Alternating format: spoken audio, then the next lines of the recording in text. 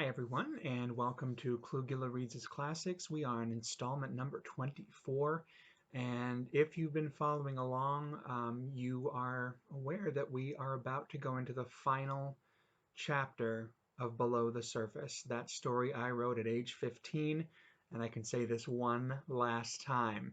Inspired by the 1989 films The Abyss, Leviathan, Deep Star 6, this was my humble 15-year-old response to those particular stories. So here we go. Chapter 11. Carrie slept, maybe 10 minutes. She woke up and checked her air. 20 hours and 40 minutes. She'd only used 20 minutes.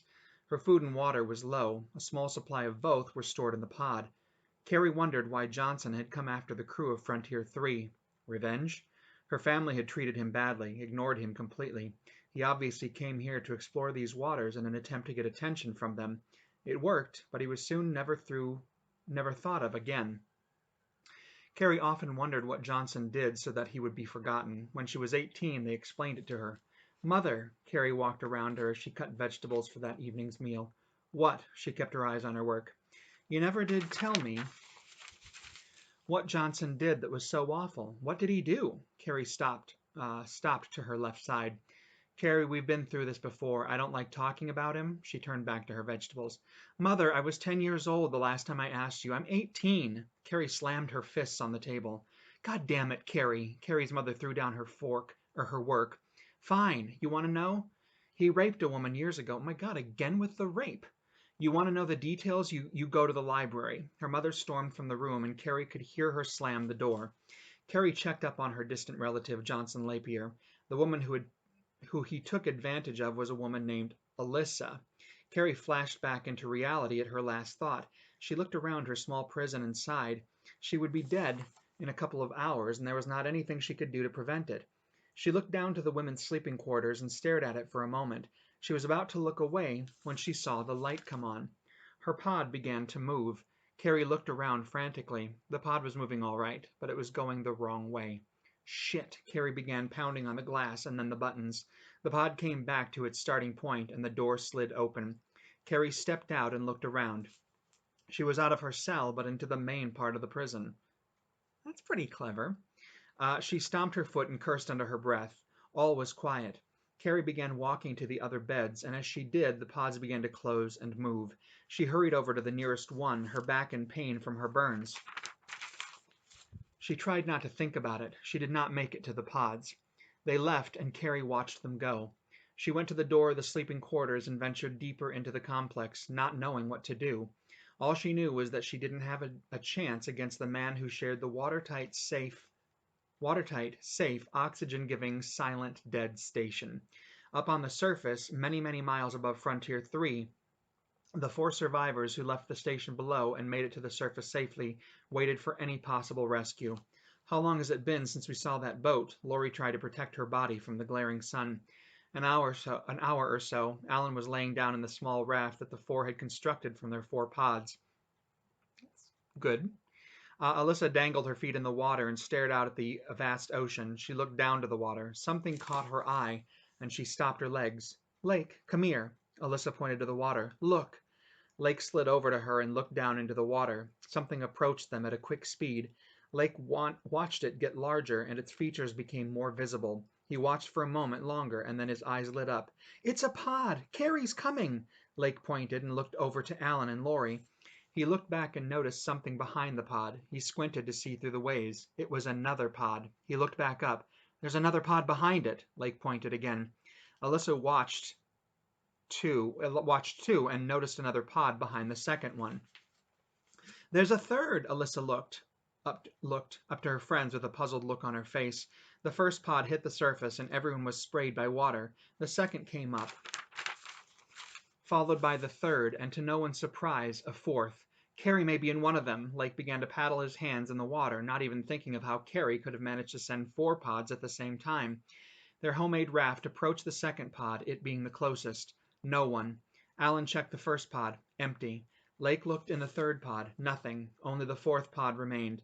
Alyssa leaned over to look inside. She found nothing. Carrie approached... scene switch. Carrie approached the mess hall and cautiously peeked around the corner. It was empty. She was beginning to believe that Johnson had left and went back to the sub. She hoped so. She pushed several buttons on the food dispenser and turned around to sit down. She thought she saw something outside the window in the hallways, but dismissed it as her reflection.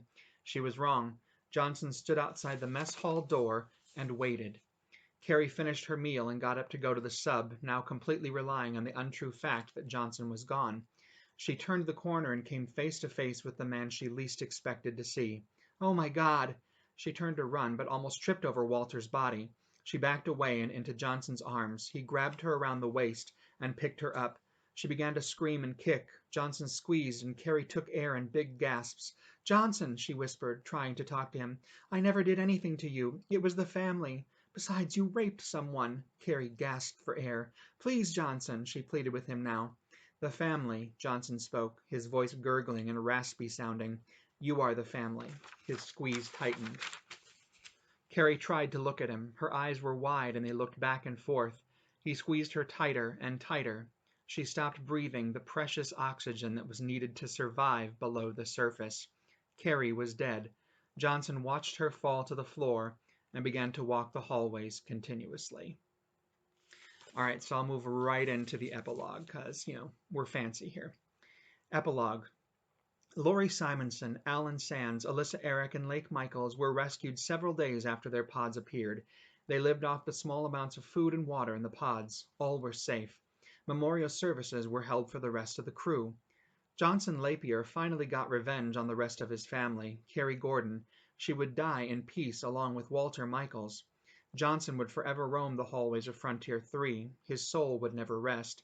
The pod suddenly leaving, his transformation and his ability to be alive, even though dead, were due to the fact that revenge was what he wanted, and he did get it, at the expense of 4 lives. This incident would go down in the books, and the survivors would try to forget it, but never be able to. Everyone else would forget it in a few years' time. Johnson was put out of his family. Why this was so important to him, no one would ever know. Maybe he was a regular old family man. There's a little section here that's crossed off. I'm going to read it. No one would remember any of this in a few... Okay, there's a repeat.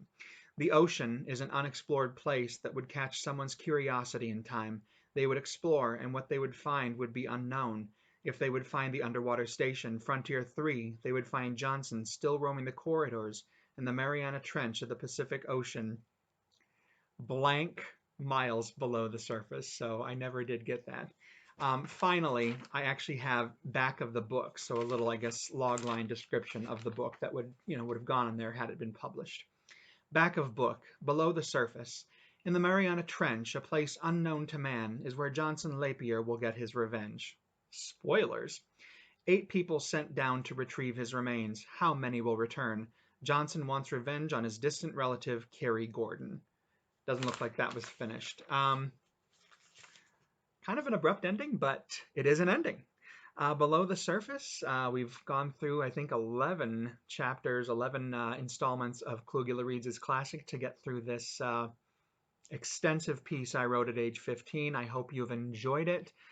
Tomorrow I will return with some other pieces from high school, college.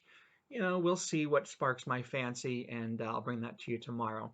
So, below the surface, done. That's exciting.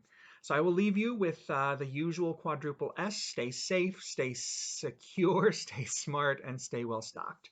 Until tomorrow when we move beyond below the surface. Take care, guys. Bye.